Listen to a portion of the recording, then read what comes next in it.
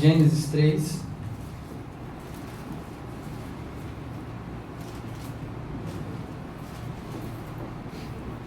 Do verso 8 ao verso 15. Diz assim a palavra do Senhor: ouviram a voz do Senhor Deus que andava no jardim pela viração do dia, e esconderam-se da presença do Senhor Deus. O homem e sua mulher, porém, entre as árvores do jardim, e chamou o Senhor Deus ao homem e lhe perguntou: onde estás? E ele respondeu: ouvi tua voz no jardim, e porque estava nu tive medo, e me escondi. E perguntou-lhe Deus: que te fez saber que estava nu? Comeste da árvore que te ordenei que não comesses? Então disse o homem: a mulher que me deste por esposa, ela me deu da árvore e eu comi. E disse o Senhor Deus à mulher: que é isto que fizeste? E respondeu a mulher: a serpente me enganou e eu comi. Então o Senhor Deus disse à serpente: visto que isso fizeste, maldita és entre todos os animais domésticos, e o és entre todos os animais selváticos. Rastejarás sobre o teu ventre, e comerás pó todos os dias da tua vida. Porém, inimizade entre ti e a mulher, e entre a tua descendência e o seu descendente. E este te ferirá a cabeça, e tu lhe ferirás o calcanhar. Palavra de Deus. Vamos falar com o Senhor mais uma vez. Pai, nós estamos mais uma vez diante do Senhor. Pedimos a Ti, ó Deus, que Tu possas, nesse momento, Senhor, iluminar a nossa mente, fazer, Deus querido, com que nós possamos, Deus, comunicar a Tua palavra aos Teus servos, ó Deus, que nós possamos, para a glória do Teu nome, ó Deus, ser mensageiro do Senhor. Que eu diminua e que o Senhor cresça para a glória do Teu nome. Pai, é o que eu te peço em nome do Senhor Jesus. Amém e amém. Irmãos, daqui em diante nós vamos começar a nossa contagem regressiva para o momento do Natal. Os próximos domingos são os últimos 4 domingos que vão anteceder o Natal, que é chamado de o Advento, né? São os domingos do Advento, da preparação, da esperança, da chegada da luz ao mundo. E nós precisamos então de pensar no Natal como propriamente a chegada do Senhor. Nós temos por costume de olhar o Natal, muitas das vezes pensar no Natal como um momento de dar e receber presente. As crianças, né, ficam sempre felizes porque vai chegando no final do ano, então aquele presente de final do ano que geralmente os pais dão aos seus filhos, sempre a gente vai ser cobrado, e somos lembrados disso. Então as crianças pensam o seguinte: final do ano é o momento que eu vou ganhar o presente, ou seja, é a premiação, né, de final do ano. E outros já pensam o seguinte: não, Natal é o momento da gente acordar de manhã. Outro dia até vi essa postagem no Facebook. É o dia que você toma café da manhã comendo pudim, e você bebe refrigerante, e você come às vezes rocambole e todas as outras coisas sem dor na consciência. Ou seja, é o melhor café da manhã do ano, porque tudo que você precisar você tem ali. Às vezes você toma café da manhã comendo um pedaço de pernil, e logo em seguida come um pudim. Então, para muitas pessoas, Natal é o momento de comer. Não que não seja, mas nós precisamos de pensar no verdadeiro significado do Natal. E para isso nós precisamos olhar para o passado, para que nós possamos conseguir enxergar o futuro. Nós precisamos de olhar lá no início de todas as coisas, para entendermos o que o Senhor falou sobre o Natal e sobre a promessa do Natal. Nós estamos diante de um texto que foi escrito por Moisés, e Moisés então ele vai fazer esse registro da história, encorajando o seu povo, dando ânimo, fazendo um registro de como o Senhor fez alianças e como o Senhor cuidou do seu povo no caminhar e no desenvolver da história. Propriamente o nosso texto no verso 8, nós começamos e percebemos aí algo muito interessante, né? Uma quebra de relacionamento, uma quebra de um pacto que o Senhor havia feito. O verso 8 nós vemos: quando ouviram a voz do Senhor Deus, que andava no jardim pela viração do dia, esconderam-se da presença do Senhor, o homem e sua mulher, por entre as árvores do jardim. Nós percebemos que o Senhor, ele tinha um relacionamento com o homem. E na viração do dia, então, o Senhor vai até o jardim, e quando chega lá, Adão e Eva simplesmente se escondem. E o interessante é que o pecado a qual eles acabaram de cometer fizeram com que simplesmente a presença do Senhor fizessem com que eles fugissem, com que eles se escondessem, com que eles sentissem vergonha. E no verso seguinte nós vamos ver o que o Senhor então faz. E chamou o Senhor Deus o homem e lhe perguntou: onde estás? E aí fica para nós uma pergunta: ué, Deus não sabia onde é que Adão estava? Certamente sabia aonde Adão e aonde Eva estava. Porém a pergunta do Senhor é uma chamada a Adão a entender e conhecer e ter a consciência do seu pecado e a consciência da sua falha. Interessante que o Senhor pergunta onde Adão está e Adão ele foge, a sua vergonha diante do Senhor, ela faz com que ele fuja, com que ele tente se esconder, como ele tente sair da presença do Senhor. E a pergunta do Senhor, ela vai não só simplesmente como uma oportunidade para Adão confessar o seu pecado, mas também mostrando a Adão aonde ele estava, aonde que o pecado havia levado ele. Ou seja, onde é que você está? Qual é a sua situação agora? Como que você se encontra? E então Deus continua. Verso 10, ele diz: e ele respondeu: ouvi a tua voz no jardim, e porque estava nu, tive medo e me escondi. Por que Adão se escondeu do Senhor? Por causa da santidade do Senhor?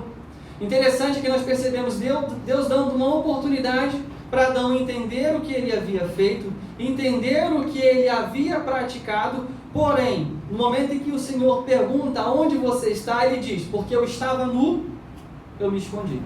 A vergonha que estava no coração de Adão não era por ele ter transgredido algo que o Senhor havia estabelecido. Ele estava com mais vergonha por estar nu do que por ter transgredido algo que o Senhor havia falado para que ele não fizesse. Ele foge da presença do Senhor por causa da sua nudez. Ele teve medo do Senhor.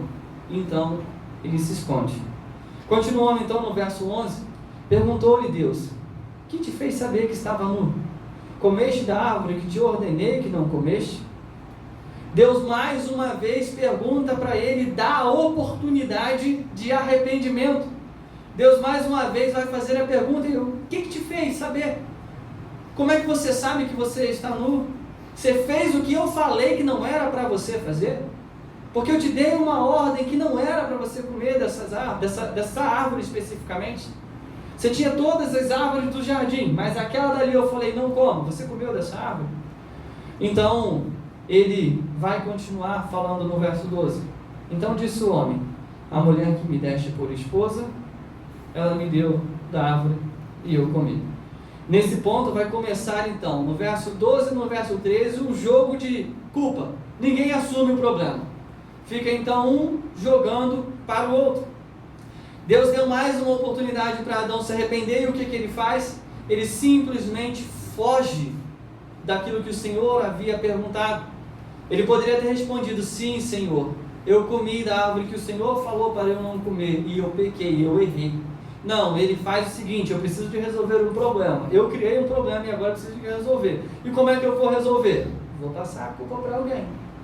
Não vou assumir isso. Então ele joga a batata quente para a mão de Eva. E aí Deus vai virar para ela e vai perguntar. Verso 13: e disse o Senhor à mulher: que é isso que fizeste? E respondeu a mulher: a serpente me enganou e eu comi. E a Eva então fala: não, a culpa também não é minha. A culpa não é de Adão, mas também não é minha. A culpa foi de quem? Foi da serpente. Ela mentiu para mim, ela me enganou e eu simplesmente comi, porque a árvore, o fruto era vistoso, o fruto era bom. Então, as oportunidades que o Senhor vai dando e a chamada do Senhor ao arrependimento contínuo, isso vai sendo lançado fora, tanto por Adão quanto por Eva. E então, o Senhor vai dar uma sentença. Verso 14: então, o Senhor Deus disse à serpente: visto que isso fizeste, maldita és entre todos os animais domésticos, e o és entre todos os animais selváticos. Rastrejarás sobre o teu ventre e comerás pó todos os dias da tua vida. Deus então, ele já não pergunta para a serpente o que ela fez, porque para o diabo não há uma possibilidade de arrependimento, para ele há a sentença. Então Deus olha para a serpente e já dá uma sentença. Deus amaldiçoa então. Deus vai dizer, olha, maldito é vocês entre todos os animais. Mas propriamente a serpente, nós temos dois tipos de forma de leitura desse texto. Nós podemos ler no sentido figurado como Deus amaldiçoando de fato o animal, a serpente, mas nós podemos também entender que aqui a sentença que o Senhor dá é propriamente para o inimigo de nossas almas. É para Satanás essa sentença. Que ele é maldito, que ele é amaldiçoado, e que ele vai comer pó e vai rastejar por todos os dias. E então no verso 15 nós chegamos ao ápice desse texto, o que nós chamamos de proto-evangelho, que é chamado de proto-evangelho a primeira vez em que o evangelho é anunciado. O verso 15 vai dizer então: porém inimizade entre ti e a mulher, e entre a tua descendência e o seu descendente, e este te ferirá a cabeça, e tu lhe ferirás o calcanhar. Aqui nós temos então um prenúncio do evangelho, o primeiro anúncio das boas novas, o primeiro anúncio da solução do problema criado por Adão. Interessante que nós percebemos aqui que o Senhor diz o seguinte: porém inimizade entre ti e a mulher. Ou seja, toda a afeição que a mulher teve ao te ouvir agora será inimizade. E ainda digo mais: entre a tua descendência e a descendência dela vai haver inimizade.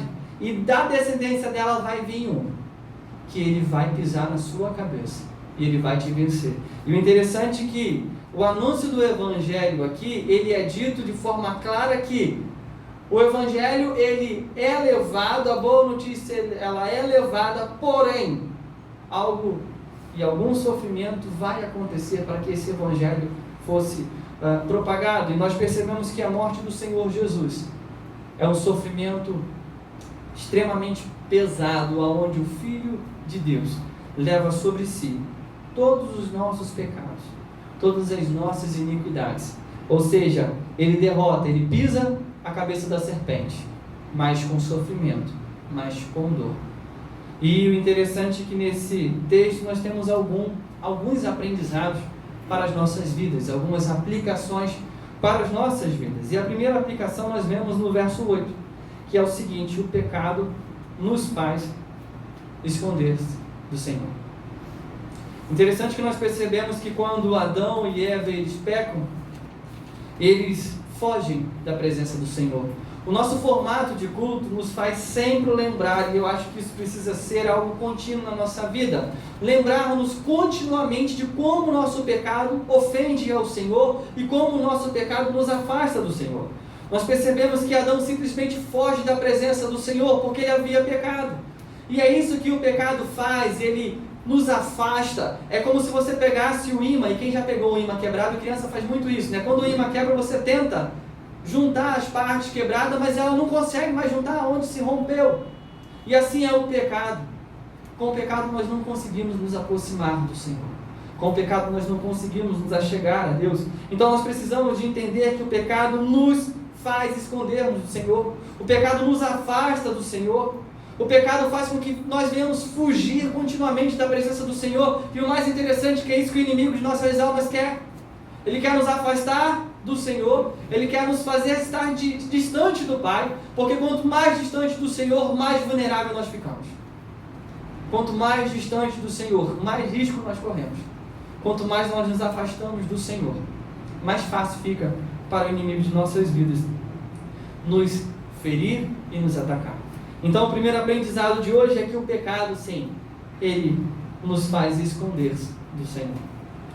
Segunda coisa que nós precisamos aprender hoje é que o pecado nos leva a não assumir as nossas responsabilidades. E olha como nós fazemos isso. Nós somos expert desde pequenininho a dizer: não foi eu. E muitas das vezes a criança está sozinho na sala ou na cozinha e o copo está quebrado. E quem fez isso? Não foi eu. Peraí, o copo voou de cima, criou asa. O interessante é que eu vejo isso, e é muito forte isso, eu vejo isso na vida das crianças. Michele, quando criança, já fez muito disso, e tipo, não fui eu. E muitas das vezes nós somos sempre levados a não assumir as nossas responsabilidades. Quando nós erramos, a primeira coisa que a gente tenta fazer é o seguinte: não, alguém me fez errar. Não, a gente tenta jogar a culpa para alguém, não, mas a culpa não é minha. E no final das contas, quando não tem mais aonde a gente colocar a nossa culpa, a gente diz que a culpa é do diabo. quando na verdade o Senhor nos dá uma oportunidade de entendermos o seguinte: sim, a culpa é minha, e eu preciso de me arrepender, e eu preciso de me lançar aos pés do Senhor.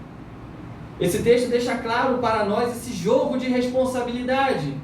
Adão joga para Eva, Eva joga para a serpente não tem para quem jogar e fica com a culpa. Mas no final das contas nós percebemos que Adão deveria ter cuidado de sua esposa. Adão deveria ter se responsabilizado, porque foi com ele que o Senhor falou. Ele deveria, quando o Senhor perguntou o que ele fez, ele falar: Senhor, eu não cuidei de todas as coisas da forma que o Senhor mandou eu cuidar, inclusive da minha esposa. E eu falhei com o Senhor. E muitas das vezes a gente não faz isso. A gente sempre tenta fugir das responsabilidades. Por quê? Porque o pecado endurece o nosso coração. Porque o pecado nos leva a fazer isso. O pecado nos leva a fugir. O pecado nos leva a escapar de todas as formas, a tentar fugir das nossas responsabilidades. Mas nós precisamos começar a assumir as nossas responsabilidades. Nós precisamos, nessa caminhada que nós estamos diante agora, olhando para o Natal, para a chegada do Senhor Jesus, nós precisamos de entender que no Natal, que a chegada do Senhor Jesus na nossa vida nos faz refletir de que nós precisamos assumir as nossas responsabilidades. Não dá mais para poder culpar o próximo. No casal, muitas das vezes nós temos essa mania, né? Muitas das vezes, sempre tentar culpar o outro. A culpa é do outro. Se eu estou irritado é porque o outro me irritou, mas eu tenho a opção de não me irritar. Eu tenho a opção de amar. Eu tenho a opção de cuidar. E na nossa vida cristã, principalmente dentro das nossas igrejas, nós precisamos de entender isso. De que nós precisamos assumir a nossa responsabilidade de amar. Amar incondicionalmente. Amar com amor abnegado. Amar com o amor do Senhor Jesus. É um amor que nos amou sem que nós dessemos nada em troca. Detalhe, ainda que nós quiséssemos, nós não tínhamos capacidade alguma de dar algo em troca. Então, o segundo aprendizado que nós temos nesse texto é: o pecado nos leva a não assumir a responsabilidade. E por fim, a terceira aplicação que nós temos nesse texto fica no verso 12 e 13 também. O pecado endurece o nosso coração e por isso nós não conseguimos confessar. Existem situações da nossa vida em que nós falhamos, fugimos. E isso vai endurecendo o nosso coração, porque isso vai nos afastando do Senhor. Percebe que o Senhor faz a primeira pergunta a Adão: onde é que você estava? E aí Adão fala que fugiu porque estava nu. E aí Deus vai e pergunta de novo: por que você fez aquilo que eu falei que não era para comer? Você comeu do fruto que eu havia dito que não era para comer? E aí de novo, ele endurece o coração dele. E ele não se arrepende. E aí então joga a culpa para outra pessoa. Então, o pecado ele também endurece o nosso coração. Primeiro, o pecado nos faz se esconder de Deus. Segundo, o pecado nos leva a não assumir as nossas responsabilidades. Terceiro, o pecado endurece o nosso coração. Por isso nós não conseguimos confessar. Confessar os nossos pecados não deve ser uma atitude simplesmente corriqueira do nosso dia a dia. Deve ser algo que realmente esteja presente de forma eficaz e viva no nosso coração. Nós precisamos entender que existe diferença entre remorso e arrependimento. Nós vemos isso de forma clara na vida de Judas. Judas ele teve remorso. O coração dele estava duro. O coração dele era um coração ímpio.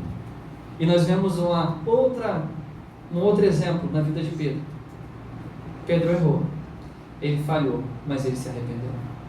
Então nós precisamos de entender que o nosso arrependimento, ele precisa vir de forma a quebrantar a nossa vida e nos impulsionar a uma novidade de vida. Porque é isso que o amor do Senhor faz.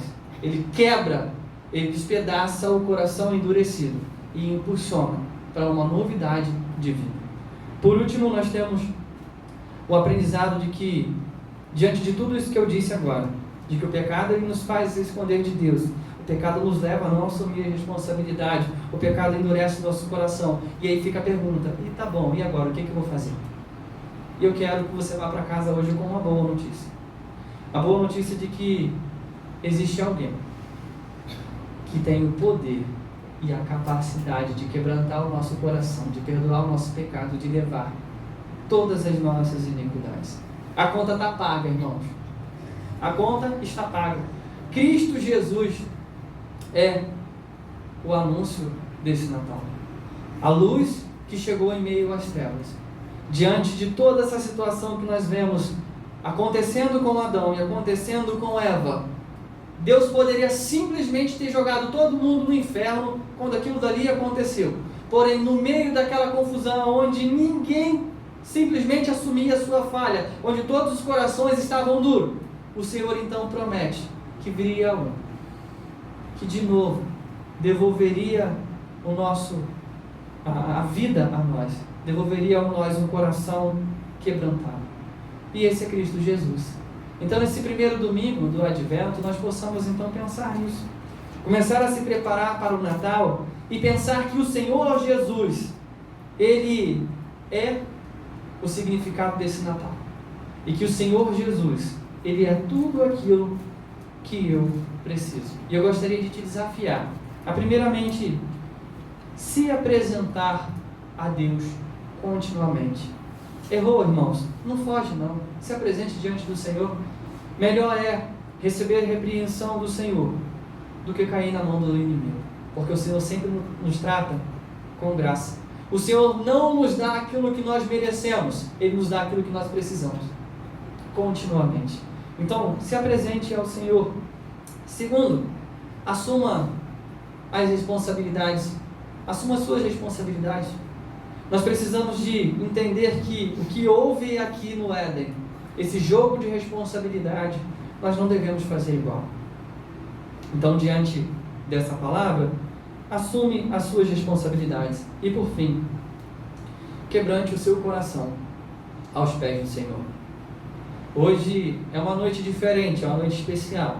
É a noite que nós vamos lembrar e relembrar daquilo que o Senhor fez na cruz do Calvário. É o momento de nós quebrantarmos os nossos corações, nos apresentar diante de Deus, assumindo as nossas responsabilidades. Que o Senhor possa falar e continuar falando aos nossos corações, para a glória dEle.